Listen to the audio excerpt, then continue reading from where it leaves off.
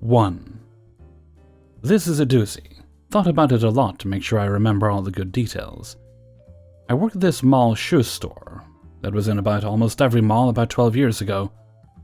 I was about 20 at the time. It's kind of an alternative scene store like Zoomies, but very small. Starts with a J and rhymes with Bernie's. A friend of mine got me an assistant manager job to replace him when he quit to be a plumber. The manager was kind of a friend too, Adam. This was real low-level, low-paid retail. Just to get a sense of scope, we, two managers, worked about 60 hours a week. We made commission, but this store location, my hometown, had so little traffic that our checks had to be manually adjusted every week up to minimum wage. Each store had 3 to 4 part-timers too, usually high school kids. So it was good news after a year or so we both got a promotion to move to a different store at a different mall, much nicer, and 30 minutes away. Much more sales meant my weekly pay went up to a couple dollars more an hour. So problems started after about 6 months at our new store. Our district manager, Andy, hired a dude in his 30s as manager, and some other 20-something girl. One of my friends, Mike, worked there part-time as well. He was also an apprentice toolmaker in high school, so he didn't need the money. Just came in 1 day a week to receive and restock shoes, and grab some pizza. Apparently the dude was hardcore sexual harassing the other manager and part-timers. Yes, the 16-year-old girls. So the assistant ended up quitting, and they fired the dude. I think one of the part-timers recorded him doing something on their phone, if I recall correctly. That's some foreshadowing. Andy is bad at external hires, so he hired a new manager, Jeff, but asked if I could go back to the shitty store for a while to help the new guys settle in. I said sure. He also had a third manager he hired who he wanted Adam to train for a few months, so she could go to another store as well. Sounds good. I'm a team player. Well, turns out this new guy, Jeff, who Adam actually somewhat knew in the tattooed hardcore guy scene, was kind of a fuck-up himself. I felt bad at first. He was kind of scatterbrained, customers didn't like him. He was always dirty and kind of smelled bad. With the first 2 weeks, he came in smiling, carrying a microwave for the back room. "Look, we can have hot lunches now." Plopped it on our glass case where we check customers out, and a shitload of live roaches fell out all over the place. There were roaches in the store from then on out. I would see them every morning when I flipped the lights on. Great. Now I don't want to bring my own food here. Then bad shit starts happening. He would start coming in a couple hours late when I opened the store. Not a huge deal, just annoying as fuck. I generally wouldn't get to eat breakfast, so lunch would get pushed back a couple hours so I could leave the store. Yes, you couldn't shut the gate and go out to the food court. The mall would call our DM Andy and tell him we closed outside of ours. Do it occasionally, or even open late after 10 p.m., and they can fine our store, which means we'd get written up for sure. He would even call out sometimes, which means I would work 2 or 3 doubles in a week. This is supposed to happen only once. Managers get 1 day off during the week, so the other person has to work 9 to 9:30. Part-timers didn't come in until 5 usually, so you're shit out of luck. It's very irritating to have it sprung on you several times. Remember, we were also salary, so no overtime. I would also be on the receiving end of unhappy emails from corporate.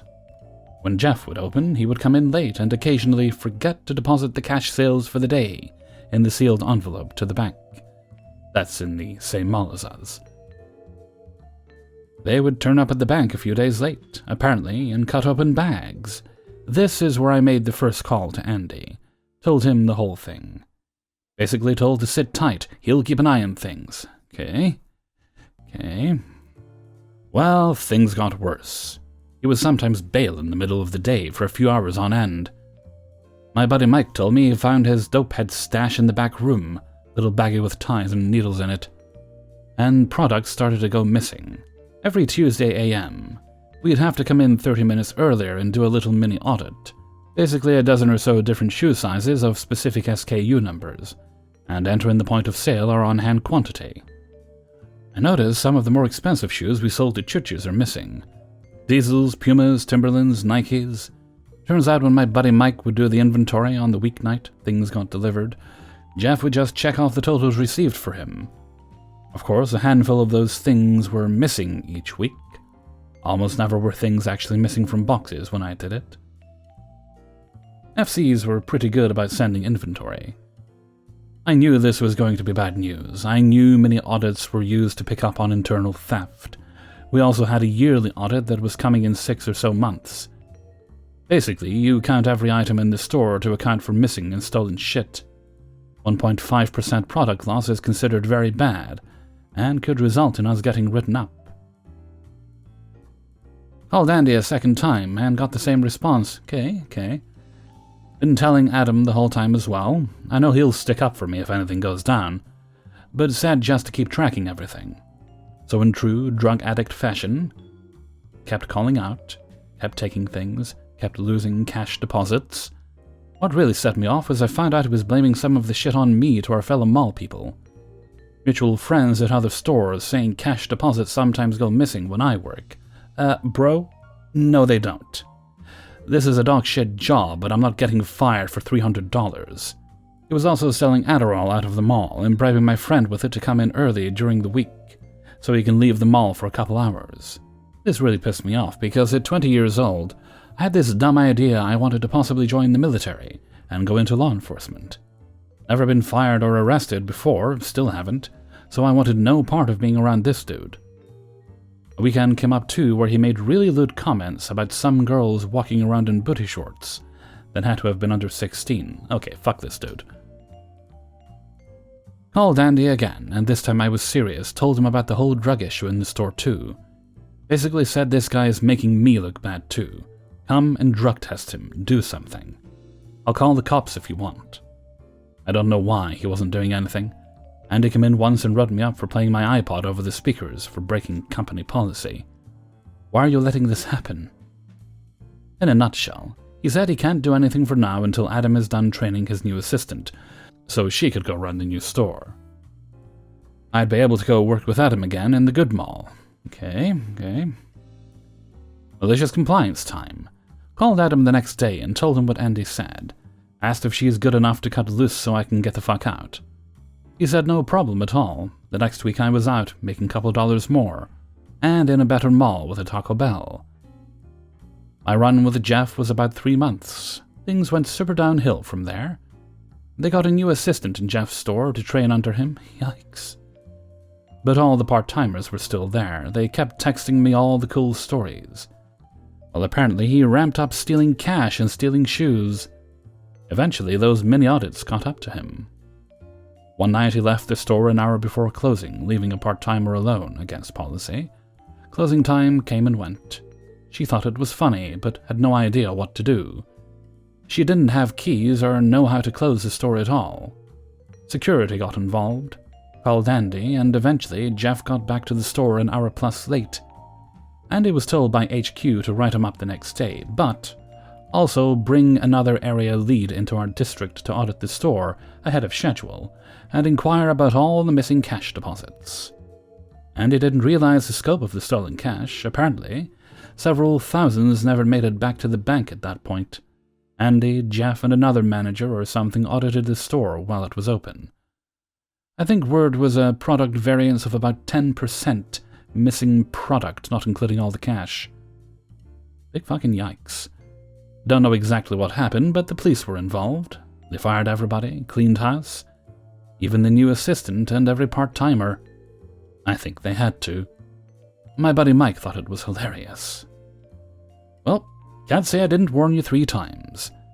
I saw him on Facebook recently. Allegedly clean now. I don't care though. Fuck that guy. 2.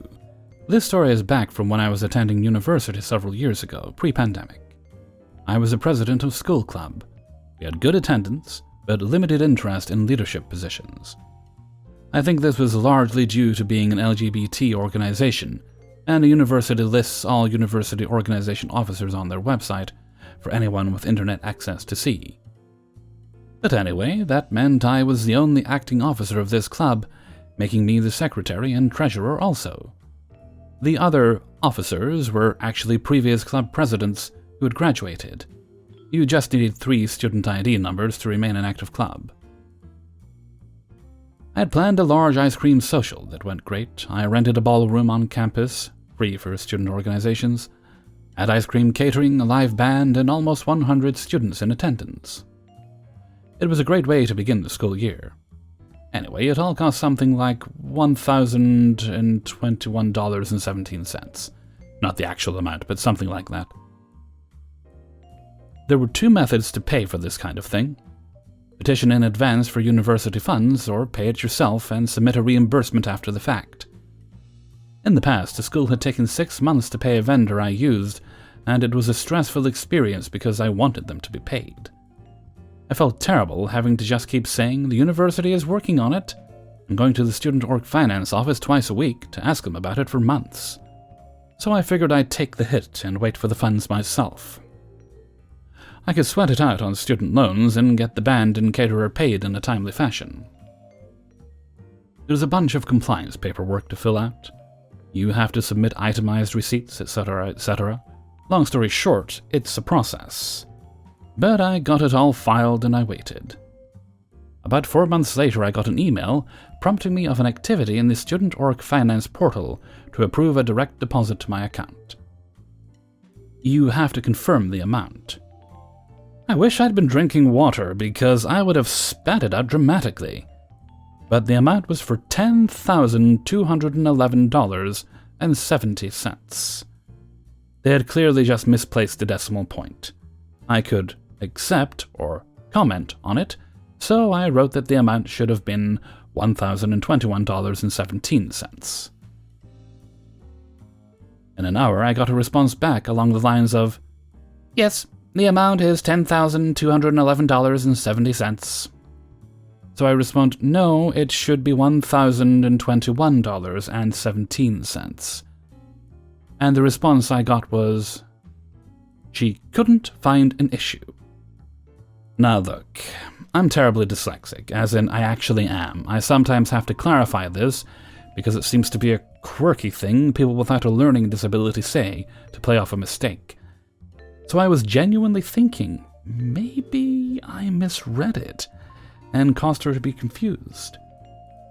Maybe, for who knows why, the computer put 3 numbers after the decimals, so I was reading 1021.170 and thinking I saw 10211.70 or something.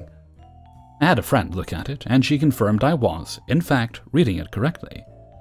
But hey, maybe the lady in the finance office was also dyslexic, or overworked, or could care less to actually look. Whatever the case, I can explain myself better in person. So I walked down to the office. I was a regular at this point. There was hardly ever a line because nearly everything is done online. So I go up to the desk and say there's been a mistake on a reimbursement request for a club event. I'm told to have a seat and she'll chat with me in a moment. So I waited for about half an hour while she sat on her iPhone at the desk. Then she calls me up. I explain I was over-reimbursed and she says, "Look, as I've told you, there's nothing wrong." So I said, "But it's off by a decimal place." She just kind of sighed and said she could deny the reimbursement, or I could accept it and leave. She seemed to be getting very upset with me, probably because I was constantly asking her the previous year about the payment for that vendor. I said I would accept it and left. When you accept, you can make a comment, so I basically typed in the comment box that I tried to remedy the situation and was told there was no issue repeatedly, over chat and in person, and then was threatened to not be reimbursed at all. I took screenshots of all the messages in case I had to defend myself. After a few business days, the money was direct deposited into my bank account the university has on file for tuition and student loans. I let it sit there for a couple of years while I was a student, expecting them to find the error and demand the money back. When I was getting close to graduating, and that never happened, I gave the money to a member in my club whose parents stopped paying his tuition because he started testosterone. They pulled funds past deadline for federal student loans and obviously wouldn't co-sign for private loans. Interestingly enough, for any events over $15K, You had to file invoices in advance and have it pre-approved. Anything under that, they recommended you do this, but you can be reimbursed with proper receipts and paperwork. I think that's why it didn't raise any alarms in the computer system. At least, that's all I can reason. It kind of haunts me to this day that I might randomly owe $9K at some point. And I just don't understand what I was saying wrong that she couldn't understand me. And I worry I should have gone to her supervisor, but I was 19, so I just did as I was told. 3. So, background. I'm going to date myself here, so... When I was about 2.5 months away from hitting 17, I got a job working at a certain video and game rental store with a ticket for its logo. For those not familiar with this store, it was a video, yes I mean VHS rental store. This was right around the time DVDs were beginning to break into the market. We also rented out some PlayStation 1 and N64 games. I had a kid try to rent Conker's Bad Fur Day once because he thought his mother was too stupid to understand what it was. He wasn't happy. Nerd Princess, the one and only OP of this fine tale, was well versed in it and educated the mother in question. I lived to crush the dreams of children. That's the story for another day. I had a friend whose mother was manager there, and fudged the issue of me not quite being 17.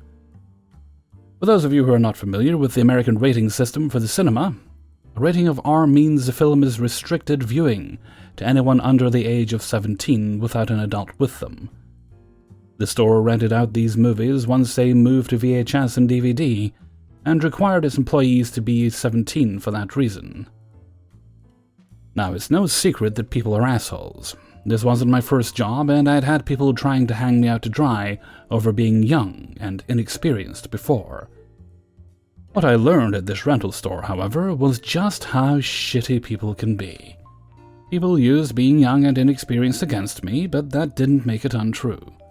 There was also a certain degree of naivete, because it's not like I really had many real interactions with the outside world as a fully functional individual at that point. It was my second job. I learned very quickly about the subspecies of human we later classified as a Karen. It was still a largely unidentified species at that point. Now, the feral cry of the wild Karen had some very distinct triggers. The one relevant to this story is the late fee. I don't know if this works differently for people in other countries, but in the US, rental stores, ours included, charged a set price for a movie to be rented for a certain number of days. Days beyond that carried a late fee charged for another cycle if the movie was not returned by 10 p.m. Almost like you rented it again. The store closed at midnight. Anything returned past that was essentially not available to be rented by anyone else that day. This policy was printed on the door, the boxes of the movies taped to our counter in front of the 2 registers for rental purchases, on the printed receipts, and on the doors as you exit the building. Email notifications, apps, and text reminders weren't a thing yet. Cell phones weren't really a thing yet. All that said, it was in no way uncommon for the wild Karens to wander into our store in search of entertainment. The wild Karens tended to have horrible manners, narcissistic personalities, entitled attitudes, a lack of patience, and a complete disregard for any rules described. Your typical Karen, right? So when they returned movies late and their accounts were flagged with late fees, the responses were generally painfully predictable. I didn't know it would charge like that. But I did bring it back on time. I put it in your drop slot. A slot on the wall of the building for people to drop movies into, leading to a bin, and accessible without entering the building. Or, I dropped it off in the drop box. A box much like a US post office box, but designed for people to pull up in a car, or walk up to and drop off their movies. This last one is important, and the reason I have a story to tell. Now, I worked with some awesome guys. Never made me feel stupid for being younger, laughed with me, and since I was so green, they started introducing me to more adult humor. I was a shelter child. When I got the job, a perk was the ability to check out 7 movies a week for free, with access to new releases 3 days before the public. They came in on Friday mornings, but didn't hit the floor for customers till Tuesday morning. Same thing with movies for purchase. Each person made me a list of movies I was told I had to see before any of them would let me rent anything else. Some people might have found that irritating, but I didn't, because it left me feeling like I was legitimately part of the group. It also exposed me to so many movies, many classics by today's standards. One of the managers made me watch The Godfather because he loved it and would quote it literally every day. Now, the manager I loved the most was the type of guy that had a professional filter in the sense that he wouldn't swear or raise his voice to people in any sort of confrontation while on the clock and representing the store. But he would start dialing up the mock customer service face and voice while ladling in heaps of fresh, piping hot sarcasm. We'll call him Tony. Super friendly to everyone and loved to screw with all of us, but always in good fun. Now, remember that box I mentioned? I was little. I was and still am 5'2", or 157.5 centimeters. At the time I weighed maybe 110 pounds or 50 kilograms. The drop box stood up to my chin. To open it and retrieve whatever had been dumped inside of it required a key to take off the padlock, almost bigger than my hand. The top of the door was up to my chest. The end result of all of this was I could not only fit my entire body inside the damn thing, I could almost stand up in it. For context, the closest person in size was easily a head and a half taller and almost twice my weight. Two things happened because of this. First, Tony was so amused by this, he took pictures of me inside the box, one almost standing up and one crouching in it, with clearly visible room to spare around me. He framed them and stuck them on the wall of the booth the registers were in for a laugh. He'd come by all the time and just stand there looking at them before looking at me and just saying, "You know you're short." I'd glare up. He was significantly taller. He'd chuckle. I'd lose it and giggle. We'd all have a good time. And life moved on. Because I was so much smaller and could fit in the box so easily, however, I was tasked with clearing it out whenever I was working. Quick side note. I was young and driven, so I was extremely well liked and worked my ass off because I was trying to impress people and felt insecure being so young. So basically any time anyone said anything, I was on it. So rain or shine, blistering hot or slightly less hot, it was Florida. Florida doesn't do cold unless it's trying to prove it knows what cold is, and just won't do it so you suffer. I was the one going out there. The biggest reason was not just because it was amusing that I could fit inside the whole box. Remember when I mentioned DVDs were still sort of new at the time? The box was built pre-DVD, and had a slight raise on the slot movies slid down once deposited in the box. It was just high enough that it could catch DVDs if they weren't pushed in all the way. You couldn't see or reach anything caught there from the part you dropped things in on. You had to get in the box and reach up and over the little rise. This was legit difficult for all of them. Sometimes they tried to use this reacher tool. One guy would walk around the front and kick it really hard several times. Since I could fit inside the whole thing, it was easier for me to just walk into it and literally reach up and take anything there. The box was checked once an hour, on top of the hour. Once checked, the employee that checked it signed a log, kept specifically for tracking who's been checking the box. It's signed off by the manager on duty, after witnessing the employee signing it. All that beautiful corporate ass covering. And so our story begins.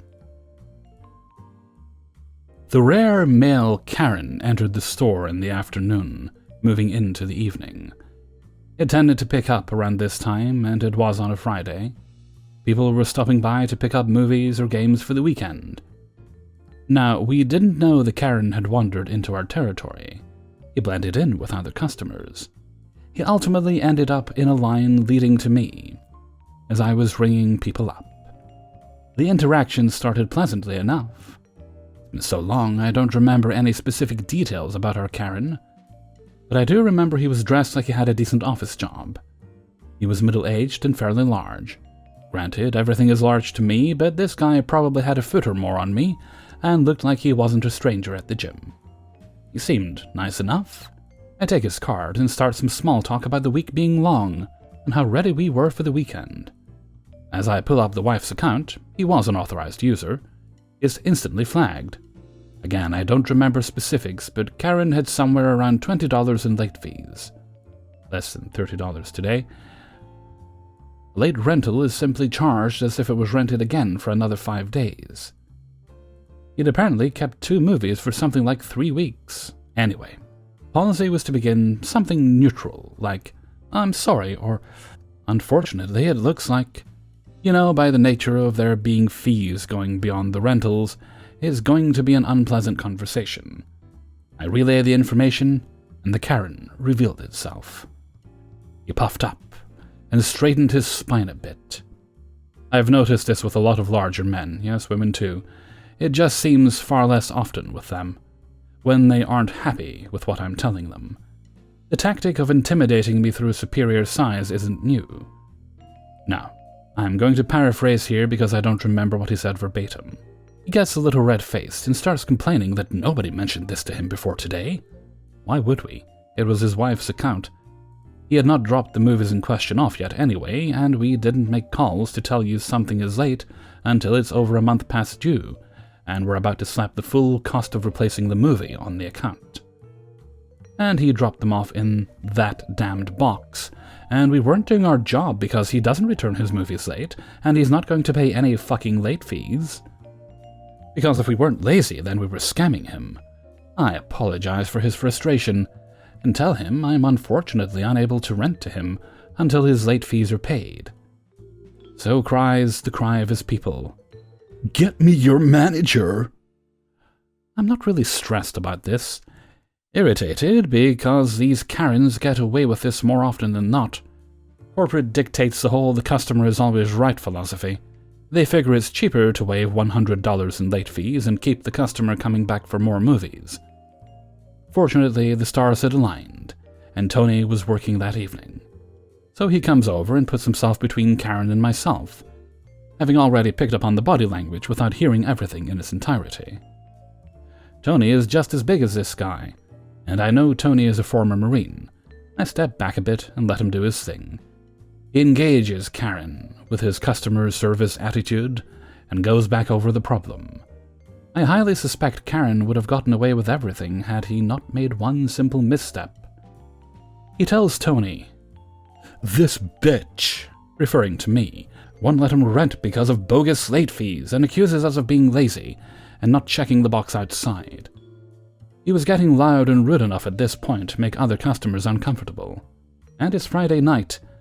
There were parents with younger children in there.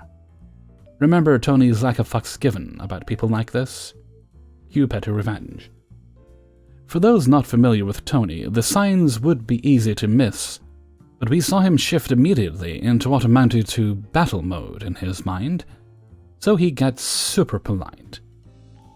"I'm so sorry there's been some confusion, or dereliction of duty on behalf of our staff. One moment, please, sir." Tony turns around and grabs a log for checking the box. Karen claims he dropped them off 4 days ago, which would have been the exact day they were due on this cycle of being recharged. He was already like 1 or 2 weeks late at that point.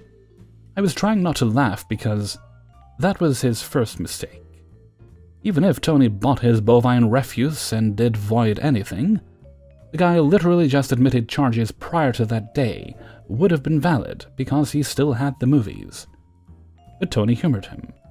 He flipped to that day, and wouldn't you know it, I was closing.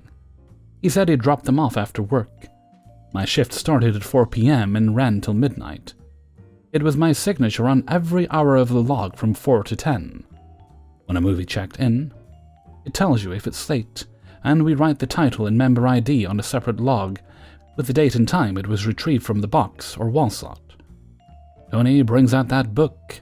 He looks at the computer screen and notes that the system shows those 2 titles are still checked out under his name, and my signature is on every hour I went in and checked on the day in question. He would actually have received a call in the next week per policy of replacing a kept movie. So he points to me and accuses me of basically not doing my job, and young people have no work ethic, and blah blah blah. Tony brings out the other logbook and doesn't see either title written down. This is important because, remember, they would still have been late and thus logged. He held on to that tidbit, though. Tony shows the customer my signature on the check-in log, and before he can start again, looks him straight in the eye and asks him flatly, "Sir, please stop threatening my associate. Are you accusing her of failing to do her job and lying to me and another manager by signing these logs and specifically falsifying your return information?" Of course, he says this is the case. Tony steps aside so it's easier to see me. "So, you're saying this girl didn't do her job?" He's getting angrier. "Yes!" Tony looks out at the box. "Do you see that box, sir?" He looks out and confirms. "Do you see this associate?" He looks at me and confirms with exasperation. "Sir, she can fit inside that entire box." He's all, "No, she can't." So he steps further aside and shows this Karen the very pictures he likes to laugh about. "Yes, sir, she can." He then goes in for the kill. He starts laying out the logical fallacies. He states that the movies were already late by the time he was claiming to have returned them, so he'd have wound up paying late fees anyway. He then points out that these movies are nowhere in the log for what was found and scanned in as late. He then points out my signature on the day in question regarding the return of said movies. The fatality here was a single statement of pure logic. "So, you are saying you returned this movie?" He is getting less certain, but he's still on the defense and won't admit he screwed up. "And this associate didn't check the box well enough, nor any other employee in all the days since you dropped it off." He again confirms, growing more uncertain by the moment. "Then logically, the titles in question have simply been sitting in the box, and they're still out there right this moment." Now, had this Karen actually thought this through and dropped off the movies in the box before coming in to rent, that might have still won him the battle here. But nope, he dumb. So Tony turns to me and asks me to please go out with him and the customer. Other customers are getting pissed with this guy now because not only is he held up this line for this long, but he's pulling me away from the register and we're like 6 people deep on both sides. But I go out with Tony and Karen. Tony unlocks the box and I just climb in front of Karen and start emptying everything in there. I show him I can almost stand up and made loud pounds from the inside to shake it all. I climb out and we look at all the movies returned. Surprise, surprise! His movies aren't there. Karen goes into oh shit mode and starts stammering some nonsense about it must have been stolen. Tony shows him there's no way to get something out once it's been dropped in, and his face was saying, "Try again." Karen eventually tells us this is a fucking racket, and we're cheats and we can fuck off. I think he lobbed another bitch at me at some point, but I don't really remember. The important part is he basically gave up and just went to his car and left. How is this revenge, you ask? Well, Jackass McCarran left the account card with his name on it in the store with his wife's account still in my computer. After attending to other customers, Tony and I sat down to do some digging. Turns out the reason this Karen was an authorized user on his wife's account was because a brief little search showed he had his own account open once upon a time. To have an account or be an authorized user of someone else's account, you have to provide a driver's license or state-issued ID. That number is tied to you. Using that and his name, we found his account. It was closed. It had amassed some ridiculously high late fee and carried multiple notes about abusive behavior and claims of having returned titles that either never materialized or showed up days after he was told about the fees. Always followed by comments claiming about how he was right about people not doing their job. So Tony flagged him again, barring him from renting on his wife's account. They also had a 19-year-old son in their account. We flagged him, so if he made an account of his own, he couldn't add his father to it. Then Tony contacted all the other stores in our area to make sure it updated with them. Then he called the corporate office and explained the situation, forwarded the camera footage of the encounter, and the accounts of other employees that had been there while it all went on. Tony got the corporate office to extend the ban to the entire corporation, not just our region. But we're not done. Tony then called one of the stores of a competing video and game rental establishment, a real gallery for movies. We're rental stores, it's not like we don't talk. We sent people to each other more than people realized. Tony then passes Karen's information on and relates the entire ordeal. Turns out Karen also had a terminated account with them, and his wife's account had some nominal late fees that were several weeks old. They didn't have the evidence or cause to ban him nationally, but the regional manager was friends with ours, and did at least take the same steps we did to get him regionally banned. So, over $20, Karen lost the ability to rent from our chain anywhere in the country, in a time where Netflix didn't exist yet, digital movies weren't a thing, smartphones didn't exist, and Redbox hadn't been invented. There were maybe 2 little hole-in-the-wall rental stores in our area. With the ban from the other chain, those were his only options. We looked up his wife's account from time to time. He eventually was removed from it, and the account was closed for late fees unpaid. We suspect he was getting his wife to rent things. I think that's the only reason she even had an account. But that's all purely personal speculation. Score 1 for the good guys. 4. Around 6 months ago, I was going through a 3-month-long culinary school. The first 2 months were lots of PowerPoints and lectures, so class ended around 2, then we had the rest of our day to ourselves. The last month of the course had us cook food serving line style, starting at 3 a.m. for breakfast and lunch, with a break around 1. After that, our class would go back in, clean up the unused equipment, and a dinner team would take over. Our class was pretty small, only 4 people including me, and on average we made food for 250 people every meal, with help from 2 or 3 instructors. We would be dead tired every day after cleaning, so going out wasn't crossing our minds. We knew this early on in the course, so we'd used our free time early on to explore the town. Our class consisted of myself, Boomer. He wasn't that old, we just teased him about the age gap between the others. Colette, the best one in the class grade-wise, and experience-wise. And Goofball, loved the guy to death, but he's today's offender for delicious compliance.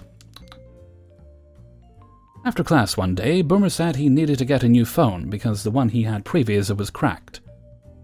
I thought, why not, and thought we'd be in and out. The day was kind of tiring, but I'm a nice guy, and I was the only one with a car. Goofball and Colette caught wind of our trip and decided we should all grab dinner somewhere in town after the phone trip. We get to the store, and Boomer goes inside to wait on the new Samsung Galaxy A21, now with lemon-scented cup holders, and the rest of us are in the car scrolling through memes. I'm chatting food stuff with Colette, and Goofball is just kind of spacing out. I grab his attention and he goes, "Ah, shite." Confused, I ask, "What's up?" "I knew I was supposed to go into town today for something. I also need a new phone, this one's acting slow." Dude, we've waited on Boomer for nearly 30 minutes for his phone to be turned on. Now you need a new one? You couldn't have gone in with them? "I'm sorry, I'll try to make it quick. I know you're all hungry. But I want to get this before we go into our last month." Goofball rushes in as soon as Boomer is walking out with his new phone. Boomer gets in the car and asks, "What's he doing?" "Apparently getting a new phone now of all times." "Heavens to Betsy." He has a knack for saying old things like that. After a few minutes, Goofball calls me and tells me to just go get food now and pick him up later. I ask how long he's going to be, and he says another 30 minutes, if not longer, since he's switching providers. I'm tired and just want to eat, so here's where the delicious compliance comes in. "Just go get food and bring me some back. I'll pay you for my order." Fine, whatever. We're going to a Mexican food truck. What do you want? "Can I get 3 burritos?" Are you sure you really want 3 burritos? "I'm paying for mine anyways, it doesn't matter. Pick me up a bottle of Coke as well." Sure, buddy. 3 burritos coming up. I hang up and just start giggling to myself. Colette and Boomer are confused as to why I'm laughing. All I say is, "You'll see here in a bit." We drive 5 minutes down the road and get to the truck. The other 2 make their orders first, and then it's my turn. As the order leaves my lips, both of them know exactly why I was laughing, and they just facepalm themselves. I've been here before and know exactly how big these things are. Have you ever seen a tube of tennis balls before? Take that length, then wrap both hands around your calves. That's how big they were. All 3 of them. Oh, I also made sure to get his Coke, so he could wash it all down. We get back to the shop to wait another 15 minutes until he finally comes out. The rest of us are eating already in the car, and Goofball asks for his food. We all smile, and each of us hands him a burrito. His eyes widen, and he has the face of Shaquille O'Neal on Hot Ones. This is what you ordered, right? Yeah, I just didn't think they'd be so huge. I'll just give you your drink now. Don't want you to choke. You know what, screw it. I'm eating all of them before we get back. What follows was what can only be described as a burrito massacre. Sour cream and rice being demolished by the second. Tortillas being ripped to shreds as Goofball went through each individual burrito. Unfortunately, after only 20 minutes, he wasn't able to down the last one. He went through 2.5 of them, to be fair. He may have waged a battle, but I still won the war. Here's the aftermath of the burrito carnage. The burritos eventually caught up with him later that night. We had to get up at 5 the next morning, so we decided to go to bed around 9:30. However, Goofball ended up finally laying down at 11 o'clock at night, due to the burritos taking their revenge from beyond the grave.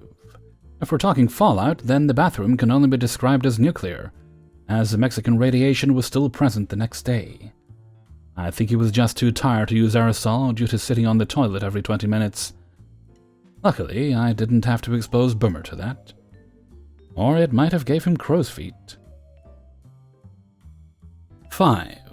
I own a small video production company. There is one simple rule to keep morale high on set. Feed your people well. We had a fairly big project coming up. Instead of the usual 3 to 4 crew members, it was going to take 17 crew members. We submitted an itemized budget to our client for them to review. We usually allot $15 for breakfast, $20 for lunch, and $30 for dinner. I know that may seem high, but sometimes these shooting days can consistently run for 10 to 12 plus hours. It's incredibly important to keep people fed well to keep crew morale high throughout the shoot. Meals are short but planned events in the schedule, not unpaid breaks. And if all you have to look forward to is shitty sandwiches during a long and demanding shift, the collective efficiency begins to fall by day 2. I have worked on many sets like that, including ones with no meals, and it sucks. I never want to do that to any of my crew members. Good food is the least you can do. So we send the budget to the client, and all hell breaks loose on a couple of levels. They decide they want something a little more for the set, but they also don't want to have to hire more crew or shoot for more days, as that would balloon the cost. It was still within the scope of what we could do, and it was an exciting project. The problem was they wanted to help offset the potential cost of the extra art direction by reducing the rate for the crew and the meal costs. I've already offered the crew these positions for the day rates they requested, and I'm not budging on that. I don't want cheap, I want good. And if they want cheap but not good, they can go somewhere else. Over an 8-day shoot, the total for $65 per person per day was almost $9,000 total. They wanted to reduce it to $4,000. Get the fuck out. You're talking bare minimum for that many people. I called the client and explained that it was very important to not take away from that part of the budget, but they won't budge. I don't even spend that much for food on vacation. Okay, well, this isn't a vacation, and you're not the one working a physically and mentally demanding 12-hour shift every day for over a week in a different city. Then I have a devious idea. The film industry has lots of jargon that doesn't always make sense at face value. Like the stinger means an extension cord, a C-47 is a clothespin, and a Texas apple box means a specially made wooden box laid down on its largest side. So I comply maliciously by saying, okay, as I have said, it's very important to keep the meal budget as it is, but I think I can get it down to $6,000 or so. They eventually agree to it. Thank you. Then, on a completely unrelated note, of course, I talk about the art direction. Now, unfortunately, it may cost a little more than before because with the new style, the art department is going to need the craft services budget increased from $3,000 to $6,500. I know it's not cheap, but they'll be able to make exactly what you're looking for. That kind of style is in very high demand, so those materials are pretty expensive to get. Also, the shipping for the extra craft services supplies are going to cost a few hundred. Also, the extra construction for the craft services will cost a few hundred. We chat about options, but they accept it. They're paying more, but they still saved money and got what they want. Here's the thing, though. Craft services has nothing to do with the art department. That's the snacks and drinks available on set throughout the day, and the people who prepare them. The art department did need that budget increased because of the smaller meal budget. Just so happens that all the other departments did too. The style they were asking for was in high demand, but didn't actually cost that much more. Craft services ended up equipped with breakfast sandwiches, donuts, coffee, protein bars, fruit, and many other snacks for breakfast. Various forms of catering from local pizza, Italian, Mexican, and Americano restaurants for lunch that happened to appear at craft services for serving. Desserts, expensive charcuterie boards, deluxe trail mixes, veggie platters, and a lot of sparkling waters, bottled Starbucks, lemonades, and about a dozen other kinds of drinks throughout the day in nearly unlimited supply. I can't list everything, but it was much more than we usually supplied, including full meals. I let the crew know the situation and that breakfast and lunch would be served at craft services with appropriate break times. Then I let them know that the limit for dinner each night would now be $50 and would be after we wrapped each day. Oh, hell yes. Some days, some people were tired and just wanted to go to sleep after the shoot. No problem, your meal budget rolls over indefinitely. By the time the shoot was finished, we had been to so many of the nicer restaurants in the area. By the final night, it was a blowout. Almost everyone had a decent budget rolled over due to the occasional fast food dinner. The average bill with fancy drinks, appetizers, and to-go orders included was well over $100 per person. My company still profited plenty, and all those crew members are still happy and even prioritize working on our projects. Being well-fed and well-paid on a set is the kind of thing that's not forgotten in this industry. It's not a waste. It's an investment. Hey everybody, Hellfreezer here, and thank you very much for listening to Revenge is Ice Cream, episode 127. And thank you very much to everyone who allowed me to use their stories in this video. And if you enjoyed the video, then please do share it with all your friends and family. That is very, very helpful. Alright, let's see, this is Sunday, isn't it? It is. It's Sunday. I'm up way earlier than I would be because I've messed up my sleep schedule again, but that's fine. I'll just accept that's the way it is right now, and I'll gradually nudge it towards what I want to do normally. It should take a couple of weeks. Okay, let's see.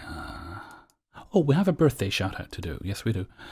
Today's shout-out goes to Candace. And Candace is 40 years old. A fine, fine age indeed. Alright, they did request a True Scary Stories video. I've none planned for now. I will do more, but none planned at the moment. I've got to kind of space out when I do those, to be honest. And they're very hard to get, the stories. Used to be I could do 3 a week, but I can barely do 1 every once in a while now. But that doesn't matter. It's not grumble time. It's birthday time. And birthday times are meant to be happy occasions, so we're going to sing. Sing, I tell you. Feel free to sing along. Specifically, happy birthday. Don't just sing any song. That would be weird. Happy birthday to you. Happy birthday to you. Happy birthday, dear Candace. Happy birthday to you. All right, there we are. Lovely. Right, I'm going to head off now because I've got a busy day. What do I have to do today? I've got groceries coming. And I've got groceries coming in a couple of hours. I need to top up my heating and power. Stop in at my local shop anyway to top up the heating. And I also need to do the Scottish census because I got a second letter in today. And I'm sure that was reminding me that you haven't done the wonderful Scottish census yet. Because that's ever so important. Well, I'm sure it's important to them, not important to me. Couldn't care less. My ability to care, well, let me put it this way. Long time ago, they thought the atom was the smallest thing in the world. They smashed that open and they found quarks, and then they thought quarks were the smallest thing in the world. One day, someone with too much time, intelligence, and money on their hands will smash open the quark, and on that day, they will discover something so small, it will still not compare to just how little I care about the Scottish census. And with that, I'm going to head off for now. So until next time, thank you very much for listening, and take very good care of yourselves.